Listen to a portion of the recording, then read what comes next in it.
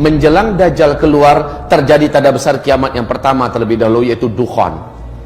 Dukhan ini, seperti penjelasan Michel Penn, pakar astronomi dunia yang paling senior saat ini, beliau menjelaskan hanya terjadi apabila bumi mengalami hantaman meteor, daratan bumi. Sementara NASA Amerika saat ini mengumumkan kepada dunia bahwa kita sedang ada di tengah arus sungai meteor. Walaupun kita sudah di penghujung tahunnya, tetapi meteor mempunyai karakter seperti bola biliar. Dia kalau beradu, maka dia yang lain akan memental ke jalur yang lain. Peluang-peluang ini akan menjadikan bumi sangat rentan diserang oleh meteor. Dan Rasulullah menyebutkan ciri-ciri meteor akan menghantam bumi apabila umatku terlibat dan terjebak dalam 3 kesalahan di akhir zaman. Dan ketiga kesalahan ini sudah dibuat oleh umat Nabi, ketiga-tiganya. Pertama, kata Nabi, apabila di tengah-tengah umatku sudah banyak bermunculan penyanyi-penyanyi wanita di mana-mana. Yang kedua, apabila musik dan alat-alat musik sudah disenangi oleh umatku dan digandrungi menyebar di mana-mana. Dan yang ketiga, apabila minuman khamar, barang-barang memabukkan sudah mudah didapatkan di mana-mana. Tiga-tiga ini sudah apa belum? Maka pertanda ini sudah Rasul gambarkan kepada kita.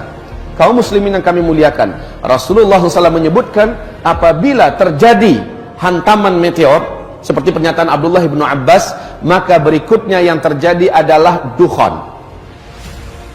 Dalam sanad yang jayyid, Ibnu Jarir meriwayatkan sebuah hadis di mana Ibnu Mulaikah berkata, guruku Abdullah ibnu Abbas berkata, malam tadi kami nggak bisa tidur karena kami menyaksikan meteor melintas di atas bumi kita. Saya khawatir jangan-jangan besoklah terjadinya dukhan. Apa yang dikatakan Abdullah ibnu Abbas ini persis sama dengan yang diuraikan oleh pakar astronomi dunia tadi, Michel Penn. Meteor ini ketika dia menghantam atmosfer bumi kita, kalau garis diameternya 2 km saja, kekuatan ledakan meteor ini sama dengan 1 juta kali lipat bom nuklir yang pernah meledak di Nagasaki dan Hiroshima. Dampak yang terjadi berikutnya adalah meteor ini akan terbakar, bagian kulitnya akan mengeluarkan asap yang sangat tebal dan itu panas beracun. Kemudian bagian kulit ini lepas dari intinya dan dia membentuk meteor-meteor kecil yang akan menghunjam bukit-bukit kita, gunung-gunung kita, kota-kota kita akan menjadi hujan meteor. Sementara yang intinya mengandung sidrid. Sidrid ini adalah kandungan dari zat besi. Pergesekan yang sangat ekstrim menembus lapisan atmosfer kita menyebabkan timbulnya medan magnet yang teramat sangat kuat. Dampaknya yang langsung terasa oleh manusia di bumi adalah semua besi dan logam yang ada di muka bumi akan langsung terinduksi. Maka mobil kita yang mesinnya dari besi tidak bisa lagi di starter, Pak, nggak bisa lagi jalan. Pesawat juga tidak bisa bergerak, kapal-kapal, dan itu bukan untuk sementara waktu tapi permanen. Inilah digambarkan oleh Nabi SAW setelah kalian nanti dipimpin oleh Al-Mahdi.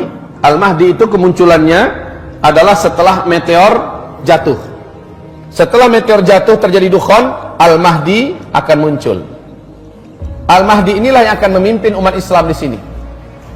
Nah, kaum muslimin yang kami muliakan, Rasul bersabda, saat Al-Mahdi nanti muncul, kalian sudah kembali seperti zaman sekarang. Tidak ada teknologi. Kalian akan berperang bersama Al-Mahdi menggunakan pedang, menggunakan tombak, menggunakan panah. Dan zaman-zaman itu adalah zaman jihad, kata Rasulullah. Zaman-zaman itu adalah zaman perang, di mana banyak para syuhada yang akan diambil oleh Allah ke langit. Banyak para lelaki yang bertumbangan sementara mereka adalah lelaki-lelaki terbaik di akhir zaman, atau lelaki pecundang yang lari sementara kematian tidak akan pernah bisa dielakkannya. Kaum muslimin yang kami muliakan, zaman di mana kita hidup sekarang, kita akan dihadapkan kepada fenomena yang sangat berat ini. Taib, meteor ini jatuh, semua teknologi musnah. Ketika menghantam laut, kata Michel Penn, kekuatan ledakannya yang sama dengan 1 juta kali lipat bom nuklir itu menjadikan hadirnya tsunami setinggi 230 meter. Bila jatuhnya ke kutub utara atau kutub selatan, kutub itu akan meleleh. Maka permukaan air laut akan naik 7 meter lagi. Banyak sekali kota-kota besar di muka bumi yang dibangun di tepi pantai akan tenggelam, termasuk Jakarta, Chicago, New Zealand, dan kota-kota besar lainnya. Kemudian apabila jatuhnya di daratan, maka ini yang paling pas dengan terjadinya dukhan.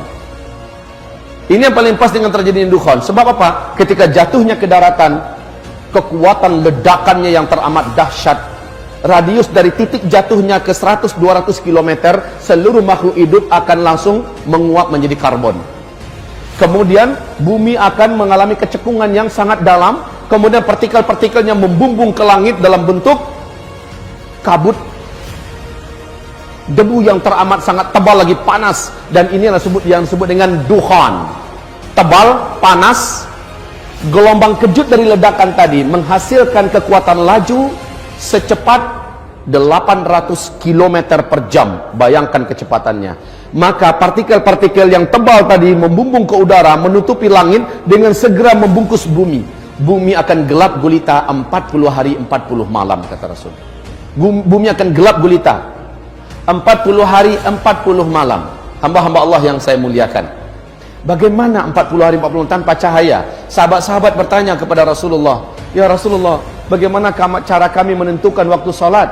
Nabi mengatakan, salat kalian kira-kirakan saja ketika itu. Siapapun yang berusaha melihat, walaupun telapak tangannya didekatkan ke wajah seperti ini, dia tidak akan mampu melihat apa-apa, gelap gulita. Setelah matahari kembali nampak, dukhan tersisi, ya, kita akan dikejutkan dengan pemandangan lain. Apa itu? Bumi akan diselimuti oleh debu yang sudah mengendap ke daratan, tebal di mana-mana. Bangkai-bangkai berserakan, bangkai-bangkai burung, bangkai kucing, bangkai anjing, binatang, dan banyak tanam-tanaman yang juga mati. Bayangkan 40 hari 40 malam nggak ada cahaya matahari, dan itu panas, Pak. Saking panasnya, kata Rasul, seluruh orang kafir di muka bumi ini melepuh kulit mereka. Jadi orang-orang kafir yang nggak sempat menyelamatkan diri, mereka akan melepuh seperti kita masuk open, Pak. Orang Islam yang banyak buat dosa sebelum itu terjadi, amalnya sedikit, imannya tipis, sama tersiksanya dengan orang kafir. Tapi orang beriman yang imannya bagus, ketika itu terjadi, amal solehnya sebelum itu banyak, dia akan selamat.